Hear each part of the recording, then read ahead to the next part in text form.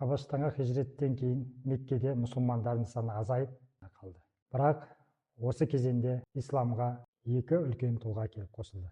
Солардың бірі Хамза ибн Абдул-Мутталиб болды. Бір күні пайғамбарымыз саллаллаху алейхи вассалам Абу Жахил келіп балағат сөздер айтып қатты қорлайды.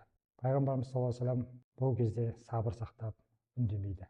Бұл оқиғаны көрген Бану Хашим әйелдері Хамзаға келіп барлығын айтып береді. Олар мұсылман болмаса да өздерінің туысқандарының қорлық көргенін намыстанған еді. Сөйтіп Хамза намыстанып Абу Жахилді іздеп Қағбаға қарай барады.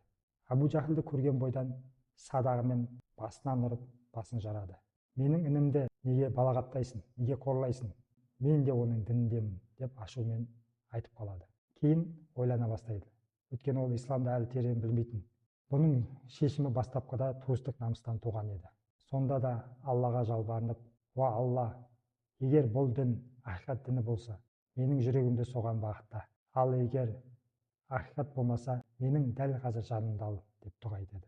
Ертесіне пайғамбарымыз саллаллаху алейхи вассаламға барып, болған жағдайды бәрін айтып береді.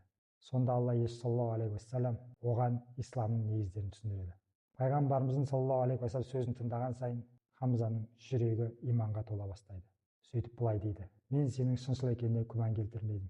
Енді ата-бабамның пұтқа табынушылығына ешқашан қайтпаймын» деп иман келтіреді. Осылайша ашумен айтылған бір ауыз сөз кейін шынайы иманға айналды. Хамза исламды қабылдауы мұсылмандар үшін үлкен күш болды. Өйткені ол Құрайш арасындағы беделді әрі ықпалды тұлға еді.